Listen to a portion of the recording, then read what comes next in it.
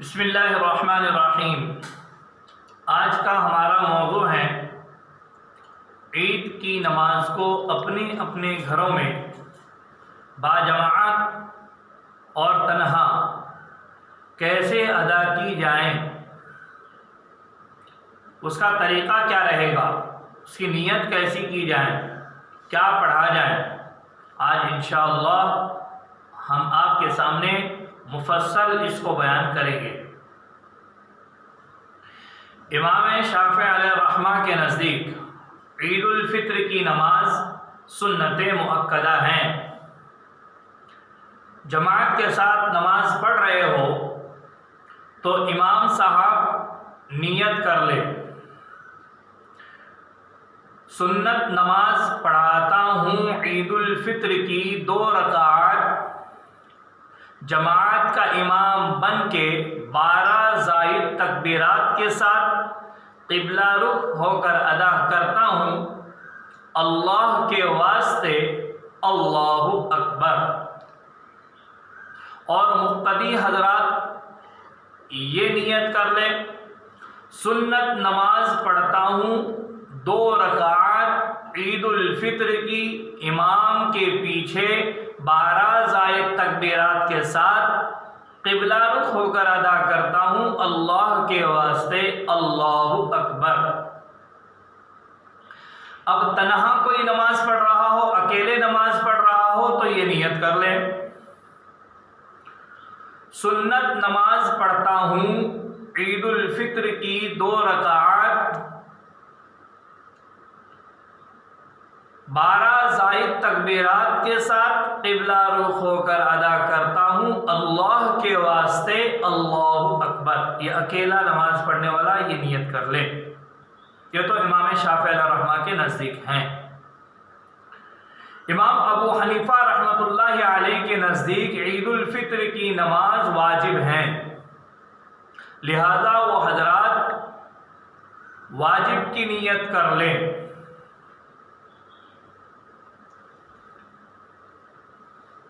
دو رکعت کی نیت کر لیں، واجب کی نیت کر لیں،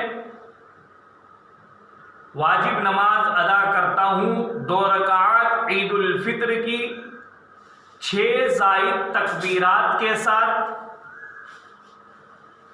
اگر تنہا ہے تو اکیلے ہونے کی نیت کر لیں کہ اکیلا پڑھ رہا ہوں، یا امام کے پیچھے نہ بولے، جیسے یوں کہیں واجب نماز پڑھتا ہوں عید الفطر کی 2 رکعات 6 زائد تکبیرات کے ساتھ قبلہ رخ ہو کر ادا کرتا ہوں، اللہ کے واسطے اللہ اکبر۔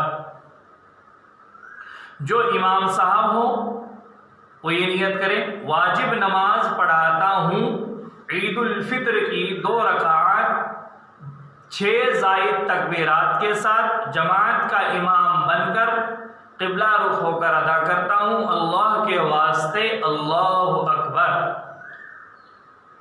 اور جو مقتدی حضرات ہو یہ نیت کر لیں، واجب نماز پڑھتا ہوں عید الفطر کی 2 رکعات امام کے پیچھے 6 زائد تکبیرات کے ساتھ قبلہ رخ ہو کے ادا کرتا ہوں، اللہ کے واسطے اللہ اکبر۔ اب تکبیرات کہیں تو پہلی تکبیر امام شافعی علیہ الرحمہ کے نزدیک اور امام ابو حنیفہ رحمۃ اللہ علیہ کے نزدیک بھی پہلی تکبیر کے بعد کیا پڑھے، جسے ہم تکبیر تحریمہ کہتے ہیں، امام شافعی علیہ الرحمہ کے نزدیک تکبیر تحریمہ کے بعد وجہت پڑھے، وجہت وجہی للذی فطر السماوات والارض حنیفا مسلما وما انا من المشرکین، یہ مکمل پڑھ لیں۔ اور اگر وہ دعا نہیں آتی ہے تو مختصر سے دعا دوسری ذکر کی ہے، اللہم باعد بینی وبین خطایای کما باعدت بین المشرق والمغرب، اس کو پڑھ لیں۔ اور حنفی حضرات ثنا پڑھ لیں، جو ثنا ہر نماز میں وہ پڑھتے ہیں وہ پڑھ لیں۔ اب 12 زائد تکبیرات کو کیسے ادا کریں؟ تو تکبیر تحریمہ کے علاوہ پہلی رکعت میں 7 تکبیرات اور دوسری رکعت کے لیے سجدے سے اٹھنے کے وقت جو تکبیر کہی جاتی ہے اس کے علاوہ 5 زائد تکبیرات کو ادا کر لے۔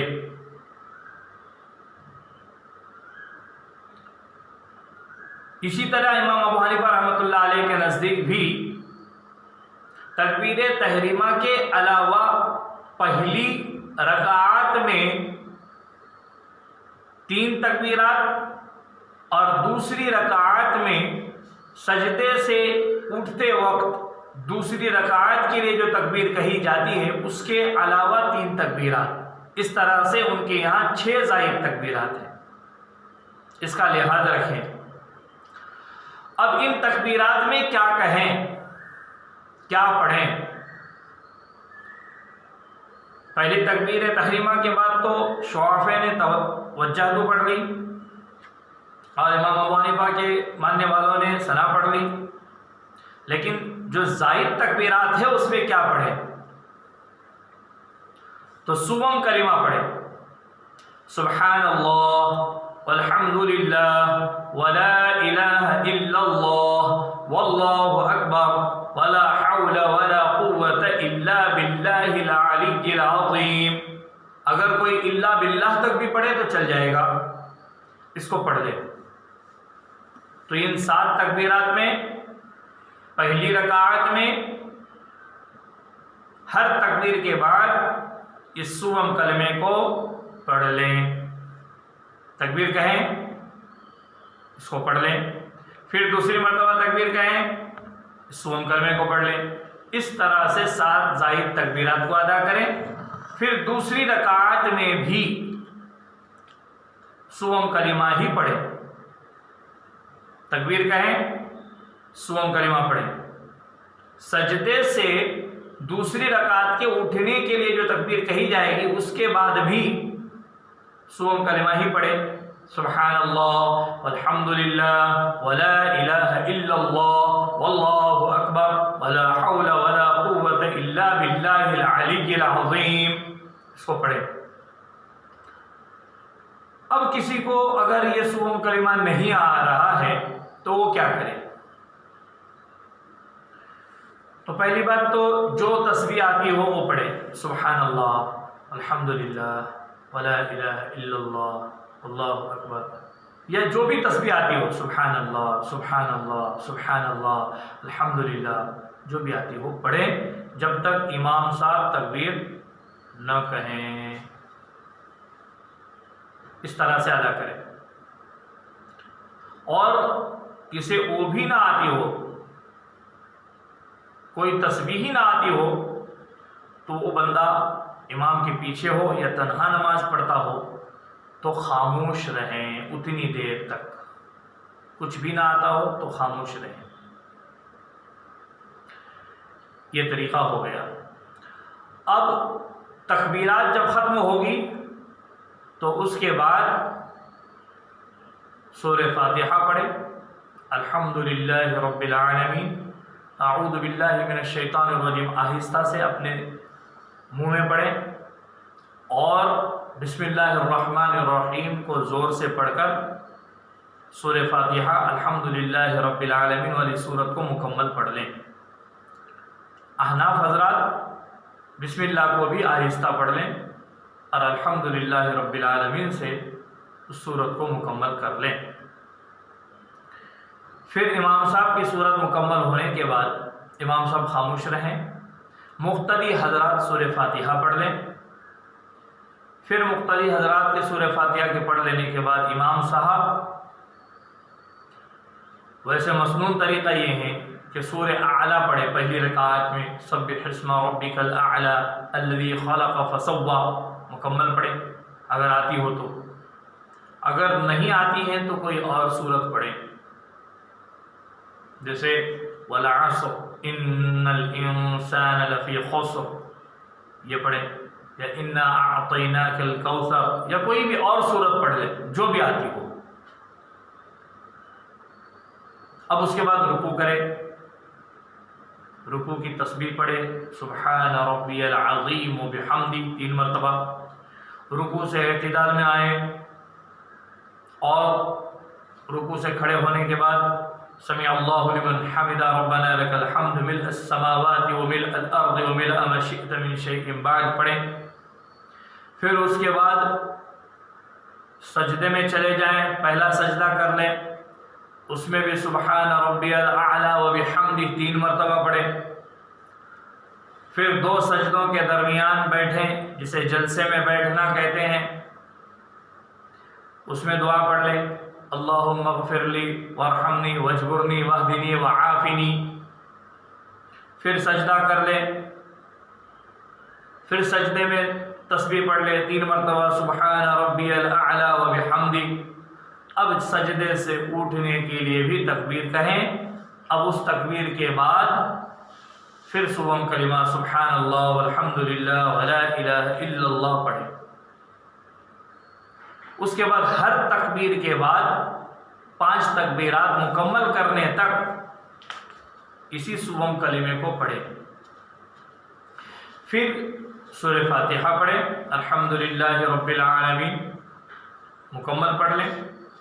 پھر امام صاحب خاموش رہیں، مقتدی حضرات سورہ فاتحہ پڑھ لیں. پھر اس کے بعد مصدون صورت پڑھی جانے والی سورہ غاشیہ ہیں. هل اتاک حدیث الغاشیہ وجوہ یومئذ خاشعہ، اس صورت کو پڑھ لیں مکمل نہیں آتی ہیں تو افلا ينظرون الى الابل کیف خلقت، وہاں سے پڑھ لیں مکمل. اگر وہ بھی نہیں آتی ہیں تو جو بھی صورت آتی ہو اس کو پڑھ لیں، چاہے چھوٹی صورت سورہ اخلاص کیوں نہ ہو، قل هو اللہ احد اللہ الصمد، اس کو پڑھ لیں. پھر رکوع کریں، رکوع کی تسبیح پڑھیں، اعتدال میں آئیں سمع اللہ لمن حمدہ ربنا لک الحمد مکمل پڑھ لیں. پھر سجدے میں چلے جائیں، سجدے کی تسبیح پڑھ لیں سبحان ربی الاعلی وبحمدہ. پھر جلسے میں بیٹھیں، جلسے کی دعا پڑھ لیں اللہم اغفر لی وارحمنی واجبرنی، یہ مکمل پڑھ لیں. پھر اس کے بعد سجدہ کر لیں، پھر 3 تسبیح پڑھیں سبحان ربی الاعلی وبحمدہ. پھر تشہد میں بیٹھیں، تشہد کو مکمل کر لیں، درود ابراہیم پڑھ لیں، دعائے معصورہ پڑھ لیں. اگر درود ابراہیم مکمل نہیں آتی ہے، دعائے معصورہ نہیں آتی ہے تو کم از کم تشہد مکمل پڑھ لیں اور درود ابراہیم اللہم صلی علی محمد وعلی آل محمد تک پڑھ لیں. اس کے بعد اللہم اغفر لی مختصر دعا پڑھ لیں جو دعائے معصورہ کی ادائیگی کے لیے کافی ہو جائے گی. اس کے بعد سلام پھیر دیں. یہ ہوا عید الفطر کی نماز کا ایک مکمل طریقہ. ایسے ہی مقتدی حضرات امام کے تابع ہو کے پڑھیں. اب تنہا کوئی پڑھ رہا ہے تب بھی نماز کا طریقہ تو یہی ہے، صرف نیت میں تبدیلی ہے جو آپ کو شروع میں بتلا دی گئی ہیں.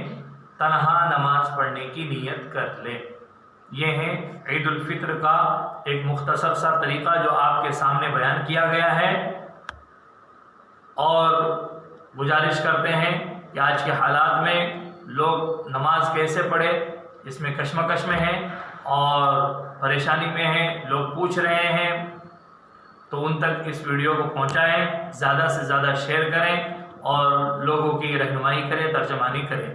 اب خطبے کے اعتبار سے یہ مسئلہ ہے کہ خطبہ دینے والا کوئی ہو تو اس خطبے کو پڑھیں. جیسا کہ مختصر سا خطبہ ہمارا کوکن کا ایک مرکزی ادارہ جامعہ حسینیہ عربیہ شری وردھن سے جو حضرت شیخ کی طرف سے منقول خطبہ واٹس ایپ پر وائرل ہو رہا ہے، اس کی پرنٹ نکالیں یا موبائل میں دیکھ کر ہی صحیح اس کو پڑھ لیں. اب خطبے میں بھی پہلے خطبے میں شروع میں خطبہ شروع کرتے وقت 9 تکبیرات ہیں اور اس کو ادا کر لیں، اور دوسرے خطبے میں خطبہ شروع کرتے وقت 7 تکبیرات ہیں، اس کو ادا کر لیں. اور جن کو خطبہ نہیں آتا ہو اگر وہ خطبہ چھوڑ بھی دے تو کوئی حرج نہیں ہے. اسی طریقے سے امام ابو حنیفہ رحمۃ اللہ علیہ کے نزدیک بھی خطبہ مسنون ہے چیجائے کہ نماز عید الفطر جو ہے وہ واجب نماز ہے، خطبہ مسنون ہے۔ اگر خطبہ کسی کو دینا نہ آتا ہو تو خطبہ ترک کر سکتا ہے۔ امام ابو حنیفہ رحمۃ اللہ علیہ کا ایک مسئلہ یہ بھی لکھا ہوا ہے کہ جن کو عید الفطر کی نماز پڑھنے نہ آتی ہو وہ اپنے گھر میں 4 رکعات نفل نماز ادا کرے، 2 رکعات کر کے، 2 رکعات پڑھے ایک سلام کے ساتھ، پھر 2 رکعات پڑھے ایک سلام کے ساتھ، لہٰذا ان کے لیے یہ کافی ہو جائے گا۔ ایک مسئلہ جو آپ کے سامنے بتلانے کا رہ گیا وہ یہ ہے کہ عید الفطر کی نماز میں عموماً یہ ہوتا ہے کہ تکبیرات کے کہنے میں بعض دفعہ آدمی بھول جاتا ہے۔ کبھی ایسا ہوتا ہے تکبیر تحریمہ کہہ لیا، اب اگلی تکبیرات کہنا بھول ہی گیا، اب سورہ فاتحہ شروع کر دیا، تو تکبیرات اگر بھول گیا ہو تب بھی کوئی حرج نہیں ہے، ان تکبیرات کو دوبارہ لوٹانے کی ضرورت نہیں ہے اور سجدے سہو کرنے کی بھی ضرورت نہیں ہے۔ اسی طریقے سے اگر کبھی جان بوجھ کر بھی چھوڑ دیا کسی نے تب بھی کوئی حرج نہیں ہوگا۔ وآخر دعوانا الحمدللہ رب العالمین۔